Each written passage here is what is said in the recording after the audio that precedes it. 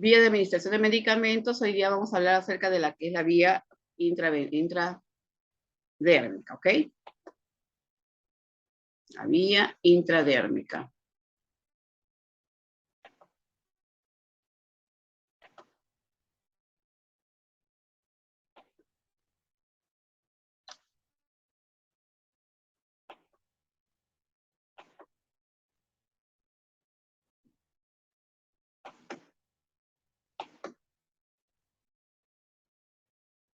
Hay problemas técnicos.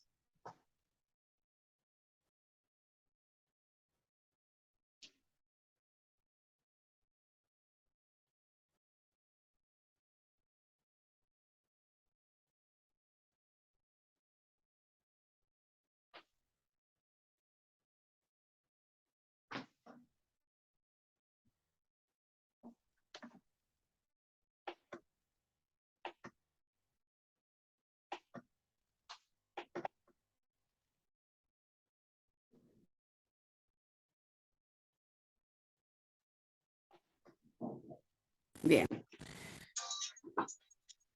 Siempre recordemos que debemos tener presente la bioseguridad ante todo, ¿ya? Bien. ¿Qué es la vía parenteral? Esta vía es muy interesante porque esta vía consiste en administrar los medicamentos mediante una inyección.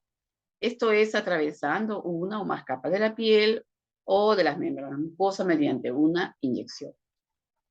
Requiere del uso de una jeringa, agujas, previa asepsia de la piel. La administración parenteral de medicamentos solamente la tiene que hacer el personal especializado, como las enfermeras, los médicos, los practicantes, ¿no? Bien, la vía parenteral es una vía muy utilizada, muy empleada en atención primaria, en multitud de situaciones que se... A ver. Por ejemplo, requiere el uso de una jeringa y aguja, y hay diferentes tipos de punción parenteral según donde llega la aguja. Por ejemplo, tenemos la vía intramuscular, ¿no? Aquí en esta vía intramuscular el medicamento se inyecta en el músculo, puede ser brazo, nalga, ¿no? Entonces, el tejido muscular está muy vascularizado, porque conocemos esto, y por lo que el líquido inyectado difunde entre las fibras musculares y se absorbe rápidamente. El volumen inyectado por esta vía es pequeño, normalmente no más de 5 mililitros que se va a inyectar al músculo. Generalmente en el glúteo o en la parte superior del brazo, ¿no?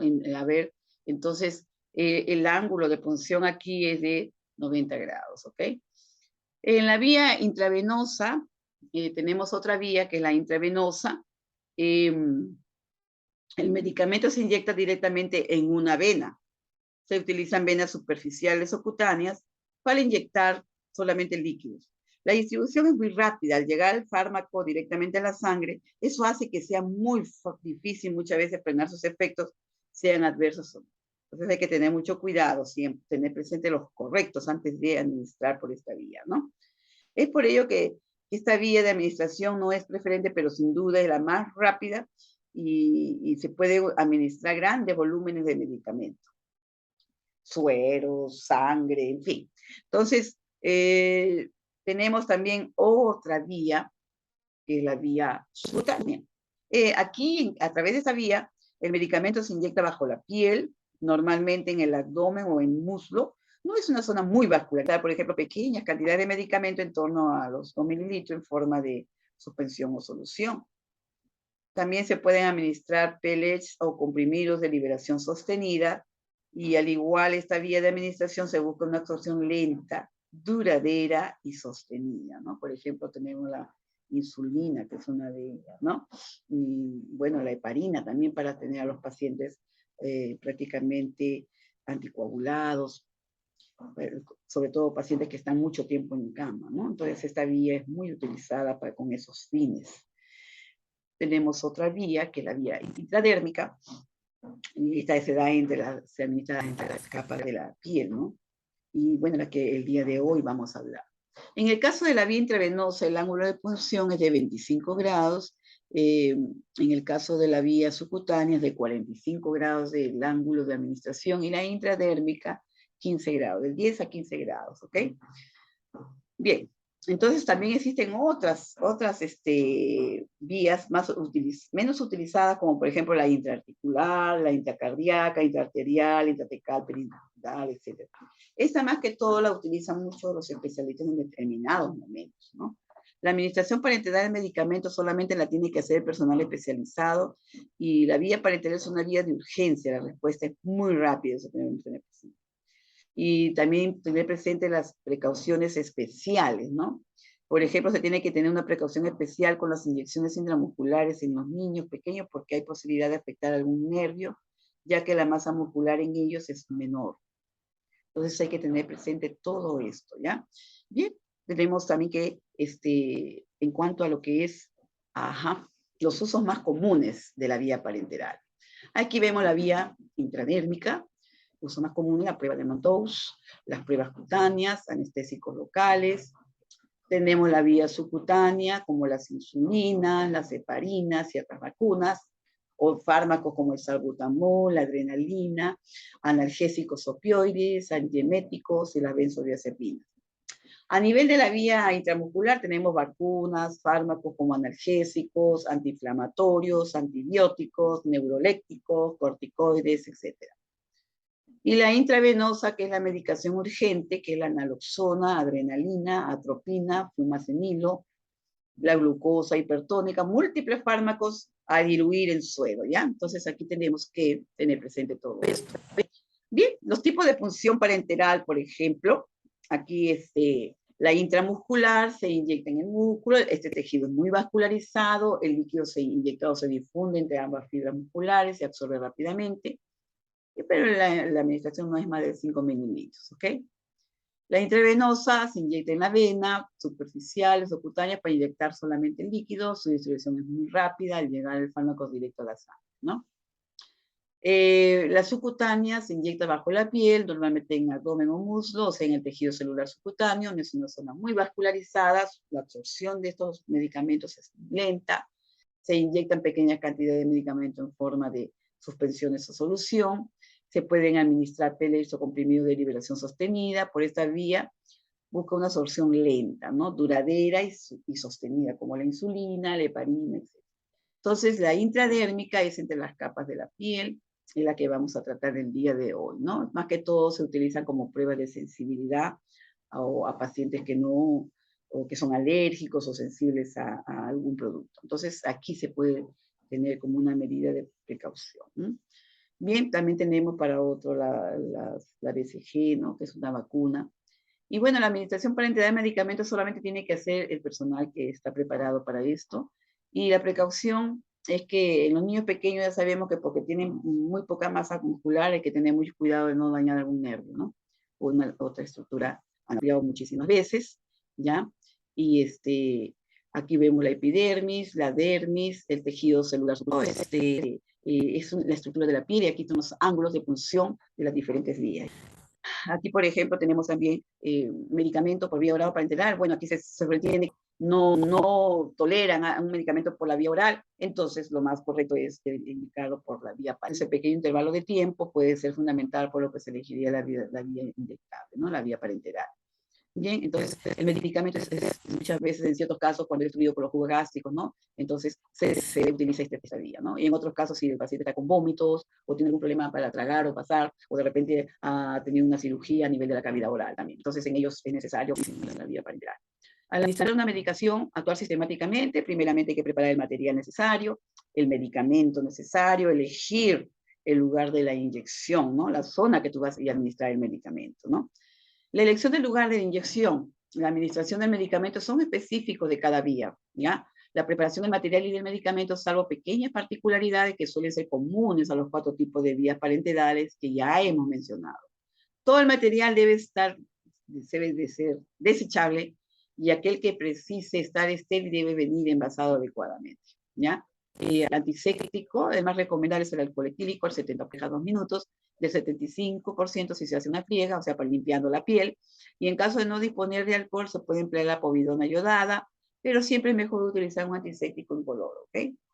Y también recordar que con la yodopovidona muchas veces también averiguar si el paciente es alérgico al yodo, porque sí suelen presentarse ciertos casos.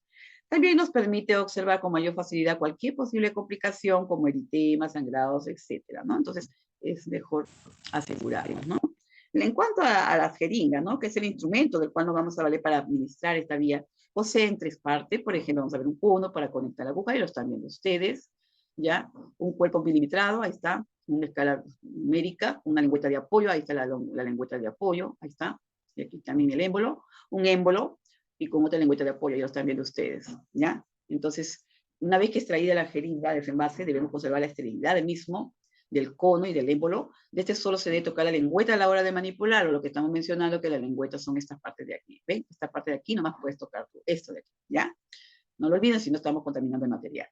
Existen jeringas de diferentes capacidades, ¿no? De 1, 3, 5, 10, 20, 50 mililitros. Cada fármaco que hemos de administrar determina la capacidad. Si yo voy a utilizar un fármaco que tiene 3 mililitros, no voy a elegir una de 3 en puntito, pues sea una de 5, por ejemplo, ¿no?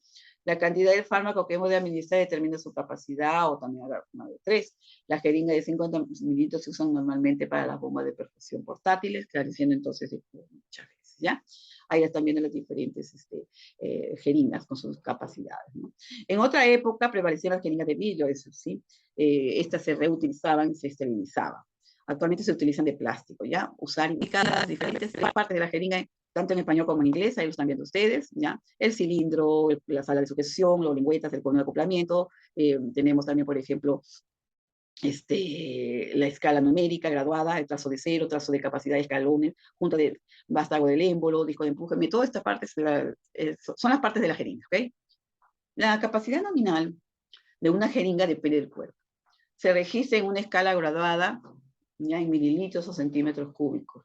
Las jeringas disponen también de una capacidad adicional por el recorrido del émbolo desde la línea de inicio hasta el extremo opuesto al cono y del denominado volumen residual, que corresponde al volumen de líquido contenido en la boquilla y el cilindro después de empujar el émbolo a fondo. Del cuerpo de una jeringa cabe destacar por las variantes existentes con, ¿no? Del cono, también denominado boquilla de la cánula. Entonces aquí vemos que los tipos de conos son Luer, con densidad del 6%, Luer Lock, ahí están también ustedes, miren acá, por ejemplo, ¿no? ¿Ven? El cono, ¿ven? Y ahí están viendo los diferentes, ¿ven? Entonces aquí es para el cierre de enroscado y todo eso, o sea, nos asegura cuando tú colocas la aguja, ¿ya? No se corre el riesgo de que se suelte, etc. Bien. Las agujas. Estas agujitas están formadas por un cono y una parte metálica, bien las conocemos nosotros. Esta es la parte metálica con su bisel, todo, y el cono que es la parte plástica y con una coloración, ¿no? Una vez extraídas del envase, se deben seguir conservando estériles, tanto la parte metálica como la del cono, de la aguja que conecta con el cono de la jeringuilla, ¿no? O sea, no debemos contaminar nada de la jeringa, de la aguja, ¿ok? La aguja consta de, por ejemplo, de mango, que es la elongación larga de metal. Por lo general se escoge dependiendo de la vía y el lugar de administración, y de la masa corporal de la persona y el espesor de la medicina, ¿ok? Entonces, si es una medicina muy densa, definitivamente vamos a tener que buscar el largo y el calibre de la aguja, ¿no? Ahora, por ejemplo, ahí están viendo, ¿ya? La cánula, el medio de unión de la aguja con el cono, y el lumen. ¿Qué significa esto, no? Conocido también como calibre, ¿ya? Es el espacio hueco dentro de la aguja. Es el diámetro del lumen, que se conoce como el número de calibre de la aguja y se escoge con las mismas especificaciones del mango, ¿ok? El biselado, la última parte de la aguja, el biselado es la punta de la aguja y esta determina su filo, ¿ya? Ahí está, mira, lo estamos viendo más agrandado para que sea más didáctico. El bisel primario, la arista interna, que viene aquí el fuja, y este es el bisel, ¿ven? Ahí está, lo están indicando. Punto de intersección de los biseles, esa es una aguja, ¿no? El biselado, ¿ya?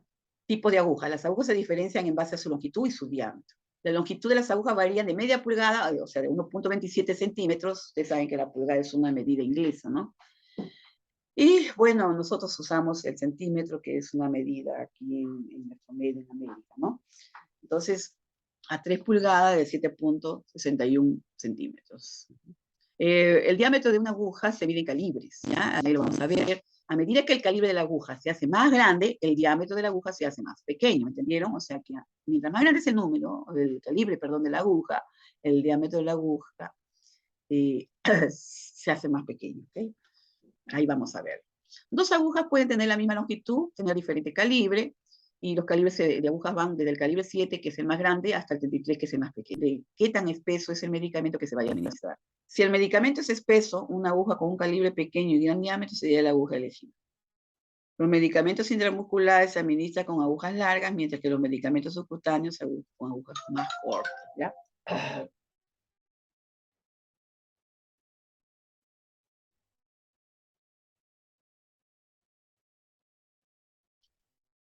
Bien. Con respecto a las partes de las agujas, voy a remarcar los siguientes aspectos. La parte de utilizar un calibre determinado, una longitud, ¿no? Una longitud de esta agujita, ¿ya? Y un bisel adecuado. El calibre, por ejemplo, cuando hablamos de calibre, ¿ya? Ahí cabe mencionar que se refiere al diámetro de la aguja, ¿no? Viene medido como por ejemplo vemos el número G, en números, ¿ya? Y el calibre, la G. A mayor calibre, menor número G, ¿ok? Ya.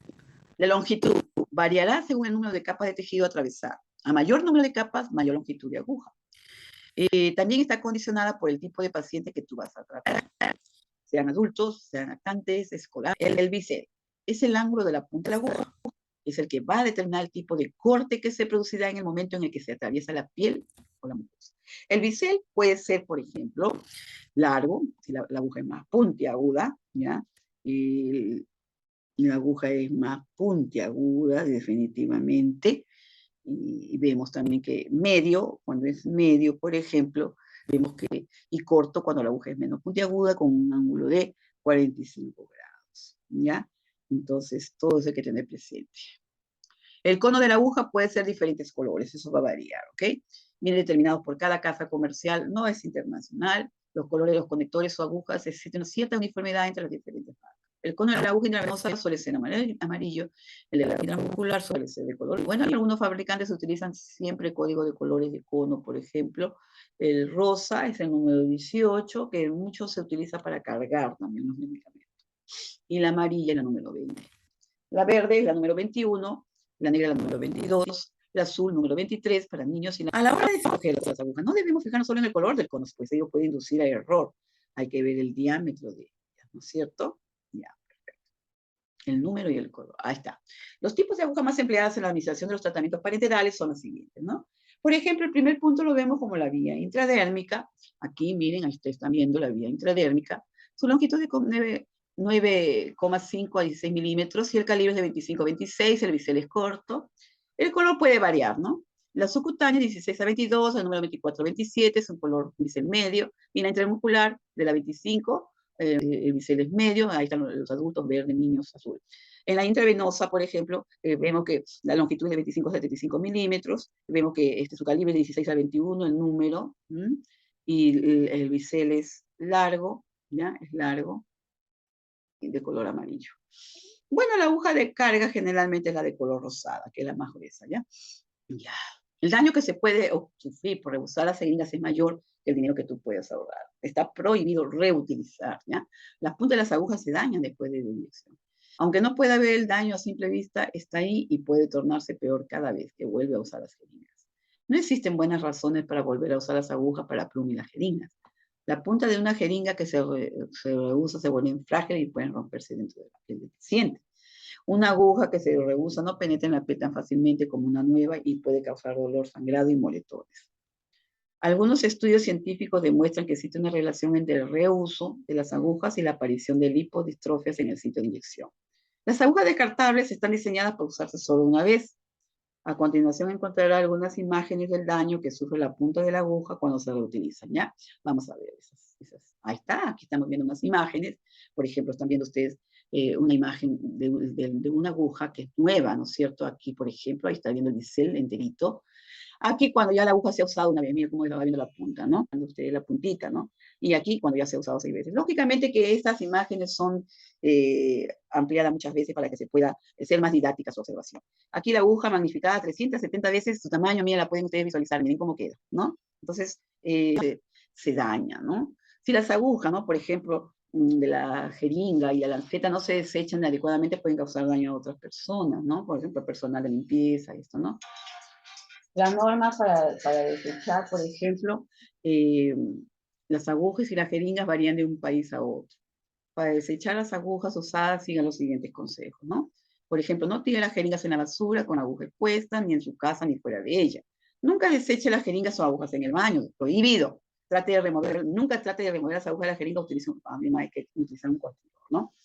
O una pinza coger, ¿no? Cuando el contenedor de pulso cortante se está yendo, tírelo bien cerrado o llévelo a un hospital más cercano para su inseminación. Aleje del contenedor de los niños. Nunca utilice la aguja o la jeringa de otra persona, ¿ya? No vuelva a infundar la aguja que utilizaron en otra persona. Prohibido, porque ahí es el momento en que suceden los accidentes. Ahí está, por ejemplo, este es un contenedor en el cual tú colocas la jeringa con su aguja, giras y la aguja se queda dentro de ese contenedor. No hay riesgo de que te pinches. Bien, aquí los cuidados a la hora de preparar el material, por ejemplo, esto es muy importante.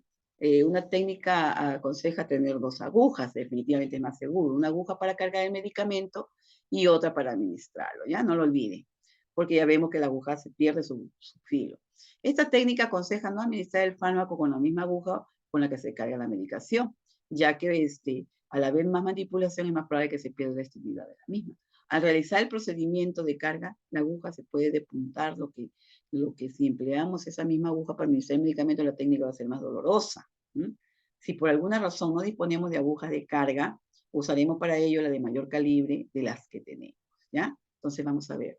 Hay que, por ejemplo, lavarse tus manitos, enfundarte tus guantes, ¿ya? No es necesario que sean estériles, ¿ya? Salvo en el caso de accesos centrales, o sea, catéteres de vía central, ¿no? A la hora de cargar cualquier medicamento en una jeringuilla, tener en cuenta varios pasos, ¿no? Aspectos. Por ejemplo, tipo de recipientes, por ejemplo, ¿no? Tipo de recipientes, ya, ahí está. Los medicamentos inyectables pueden encontrarse dentro de dos tipos de recipientes, en ampollas, ¿ya? En ampollas, o los viales, ¿no? Se caracterizan por tener un cuello largo y que presentan una condición en su base y son de vidrio. Tienen un cuello, los viales tienen un cuello corto, coronado con un tapón de plástico duro que está formado externamente forrado por un metal. Las ampollas constituyen un sistema cerrado que una vez roto el cuello pasan a ser un sistema abierto. Y los viales constituyen un sistema cerrado en todo momento. En las ampollas se puede aspirar el líquido fácilmente a través de la abertura que hemos creado y en los viales para poder extraer sin dificultad su contenido se debe de inyectar previamente en su interior un volumen de aire igual al volumen de la sustancia que albergan y que queremos extraer, ¿ya? Entonces hay que tener en cuenta que en la presentación de fármacos la medicación puede venir presentada para administrarla directamente mezclándola previamente con un disolvente. Así la encontraremos en forma líquida o polvo, ya sea que ya esté suelta, ¿no? Cuando haya que mezclar el fármaco con un disolvente, trabajaremos con dos recipientes, uno que contiene el fármaco y otro que contiene el disolvente. Hay que tener en cuenta que leer siempre las instrucciones antes de preparar, ¿ya? Cómo se debe realizar la mezcla, la cantidad de disolvente que se usa, porque muchas veces pueden contener parte del principio activo del anestésico, ¿no? O anestésico. Los pasos para seguir la mezcla son, por ejemplo, conseguir la mezcla, son por este orden. Cargar el disolvente en la jeringuilla, introducir la cantidad de solvente indicada en el recipiente que contiene el fármaco, homogenizar la solución si es necesario, en muchos casos se homogeniza espontáneamente al mezclar ambos productos. Cargar la solución nuevamente en la jeringuilla para conseguir una solución homogénea. Nunca quitaremos la mezcla, pues además de formarse espuma, se pueden producir cambios que modifiquen su fármaco. Lo que se debe hacer es rotar el recipiente. Normalmente es un vial entre las palmas de las manos, ya para ayudarlo a homogenizar el producto. Ahí está, ustedes también, aquí tienen esta partecita, tienen una parte débil que tú le pones tu algodoncito ahí, crack, lo abres, ya está abierto, y procedes a administrar. Bien, en ningún momento se está contaminando la parte interna del émbolo, ¿no? ¿Ya? Bien, entonces aquí vemos, por ejemplo, que las instrucciones para cargar en una jeringuilla un medicamento inyectable a partir de un vial, ahí lo están viendo ustedes, el del vial, el que tiene, miren, aquí su cuellito, miren, observen. Un ratito, por favor. El mouse. Ahí está. Ustedes están viendo ahí que está rodeado de un metal, ¿no?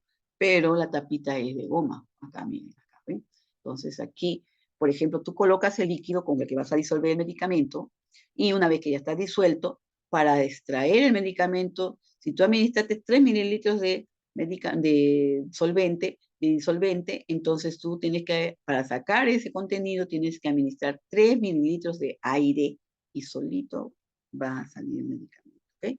Entonces esto hay que tenerlo presente, ¿ya? Bien.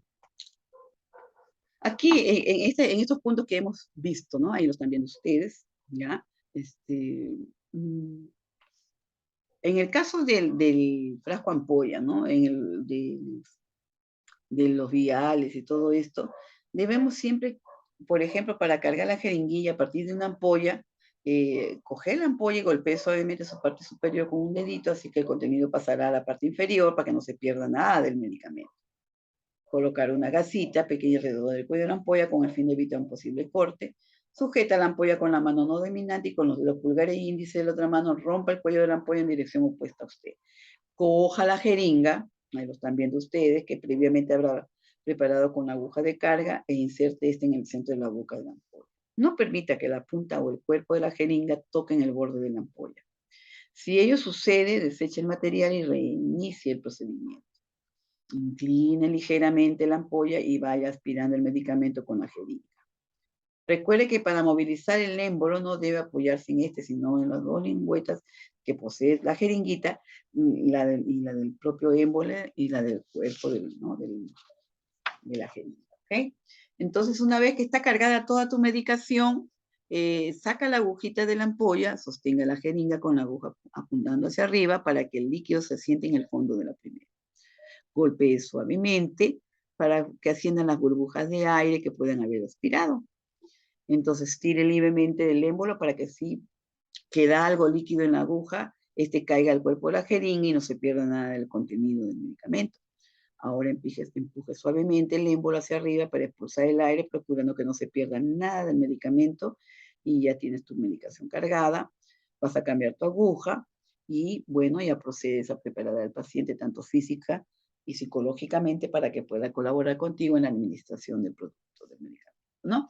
Ahora, cuando tú cargas una jeringuilla, un medicamento inyectable a partir de un vial, por ejemplo, tú tienes que conectar la agujita y lo estás viendo en la imagen, ¿ya? Ahí retire el protector de la aguja, cargue la jeringa con un volumen equivalente al volumen de sustancia que va a extraer, retire la tapa metálica del vial, ¿ya? Y desinfecte la parte que puede con un antiséptico, ¿ya? Inserte la aguja en el centro del tapón e inyecte el aire que el vial sin dejar que el émbolo se retraiga. Procure que el bisel de la aguja quede por encima de la medicación sin introducirse en ella, pues así se evita la formación de burbujas y se facilita la extracción posterior de líquidos. Invierte el vial, mantenga la aguja en la misma posición. Ahora, al haber invertido el vial, quedará cubierta por el líquido. Se previene la aspiración de aire, ¿no? Permite que la presión positiva del aire introducido llene poco a poco la jeringa con el medicamento. La presión impulsa el líquido hacia la jeringuilla y desplaza el émbolo. Tire un poco del émbolo si es necesario. Inserte la aguja del tapón del vial. Bueno, a veces la presión también existente en puede hacer que al realizar una maniobra salga algo de líquido o no salpique, pero para evitarlo tenga la precaución de volver a colocar el vial en su posición original y recuerde que para extraer la medicación lo habrá invertido, ¿ok? Entonces todo va a salir bien. Si lo que has traído la medicación aquí acaba el procedimiento de carga y bueno, lo preparas todo adecuadamente para acercarte a tu paciente, ¿no? En su administración. Y bueno, aquí vemos en sí la vía intradérmica, que es una de las 4 vías que hemos conversado y que existe para la administración de medicamentos, generalmente anestésicos locales, y estos fármacos, por ejemplo, se caracterizan por una potente acción que pueden provocar reacciones anafilácticas y de ahí la necesidad de inyectar en la dermis, ¿ya? Donde el riego sanguíneo es reducido y la absorción del medicamento es lenta. El uso está particularmente indicado para pruebas cutáneas, ¿ya? Para pruebas cutáneas. También el proceso que se emplea para la realización de algunas pruebas diagnósticas para definir si es alérgico o no a determinadas sustancias, ¿ya? La inyección de una pequeña cantidad de líquido en la capa dérmica de la piel te va a indicar ahí lo estamos viendo en imagen, ¿sí? Y acá, miren, por ejemplo, ¿ven? Ahí está. Entonces ya tú tienes que ver, aquí estamos presentando unas imágenes de complicaciones que han habido con la tuberculina, ¿no? Una úlcera, un edema, en fin. Entonces, las indicaciones, más que todo, de esta vía está dada para prueba de diagnóstico, aplicación de alergénicos, aplicación de biológicos también, ¿no? De vacunas, por ejemplo, prueba de sensibilidad de algunos fármacos, a algunos fármacos porque no sabemos si el paciente es sí o no alérgico a algo. Entonces, para verificarlo, hacemos esta prueba de sensibilidad. La ventaja es que la reacción a la sustancia inyectada es fácilmente visible, y entonces ahí se saca el diagnóstico, este paciente sí es o no alérgico a este producto, ¿ok? Entonces, la desventaja aquí, por ejemplo, es que necesitan muy pequeñas cantidades, las cuales producen mucho dolor o ardor a nivel de la piel, pero es mejor, ¿no? Hace esa pruebita para seguridad. Preparación del paciente, informarle lo que le vas a hacer. Es una prueba diagnóstica, informarle de las posibles reacciones adversas que pueden producirse. Explicarle que no debe mojar ni friccionar la zona de inyección, ya que puede alterar la reacción de este producto. Bien, en los sitios de aplicación más utilizados tenemos la cara anterior del medio del antebrazo, ¿no? La cara anterior del tercio medio del antebrazo, ocular, la cara anterior del muslo, la supradeltoidea. Y si alguna de estas anteriores está lesionada, pues hace cualquier zona donde tenga poco vello, ¿ok? Y sobre todo que no se presenten heridas, lunares o algo que te pueda, una cicatriz que te pueda impedir el administrar el medicamento ahí. Ahí están viendo ustedes las zonas de administración, son varias, y nos ayuda muchísimo, ¿no? En esto del diagnóstico o pruebas de sensibilidad. El material que tú vas a preparar, jeringuita de mililitros, odón, solución antiséptica, fármaco prescrito, definitivamente, insertar la aguja con visera cerrada. Primeramente, hay que limpiar la piel, ¿ya? Asepsia de la piel.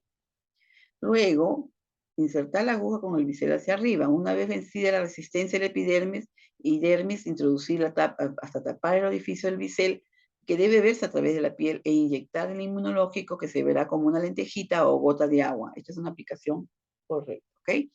Entonces, evitar mezclar zonas con lesiones. ¿Ya? Inyectar en zonas con lesiones, ya lo hemos mencionado. Introducir la agujita a 15 grados con respecto a la piel. El bisel, por ejemplo, debe penetrar por lo menos 2 milímetros de la dermis. No dar ni comprimir el sitio donde puede inyectar, no dar masaje. Evitar usar antisépticos colorantes, ya que pueden causar confusión, una reacción del fármaco. Comprobar datos del paciente, fármaco, dosis, vía de administración y pauta prescrita. También revisar las fechas de caducidad del fármaco, lavarse las manos, desinfectar tapón del envase, conectar jeringa y aguja, extraer el fármaco, cambiar de aguja, ¿ya? Ok, ya, bien. Entonces, todo esto tenemos que tener presente. Depositar después la jeringa con el fármaco y algodón impregnado de absorción antiséptica dentro de un recipiente, ponerte tus guantecitos, identificar a tu paciente correcto, asegúrate que el paciente no sea alérgico, ya como lo prescrito anteriormente, informarle sobre el procedimiento a realizar, solicitar su colaboración siempre que sea posible, sobre todo preservar la privacidad del paciente, ¿ya? Bien. Una vez que elegís la zona de punción, desinfectas, tensar la piel de la zona de la punción, inyectar el fármaco con el bisel de la aguja hacia arriba, en un ángulo de 15 grados, formando una pequeña elevación de la superficie cutánea, ¿no? Es como una pápula. Retirar la agujita, retirar el material utilizado, quitarse los guantes y lavarse tus manos. En caso de que la sustancia o administrar sea tuberculina, la medicación ha de cargarse con la jeringuilla del mismo momento de la administración, pues este preparado es absorbido por el plasma. La inyección de la tuberculina debe ser lenta y muy cuidadosa para evitar la salida, ¿no? del medicamento, ¿ok? Entonces esas precauciones debemos tener presentes. Si hay alguna reacción, ¿no? Tener los elementos necesarios para contrarrestar los efectos no deseados. Y sabemos que a nivel de la piel abundan nervios sensitivos para la percepción del tacto y el frío, y en caso necesario aplicar calor para disminuir la sensibilidad en el paciente, ¿ya? Entonces, esta es la vía intradérmica, una vía muy interesante, muy importante, sobre todo cuando se trata de hacer pruebas de sensibilidad del paciente a ciertos medicamentos o biológicos, etcétera, ¿no? Bien, si hay alguna pregunta con respecto al tema, me lo hacen llegar. Estoy dejando una tareita, ¿ya? Estoy dejando una tarea en la plataforma y el día de mañana realizan ustedes un examen, ¿ya? De 8 a 2, ¿ok?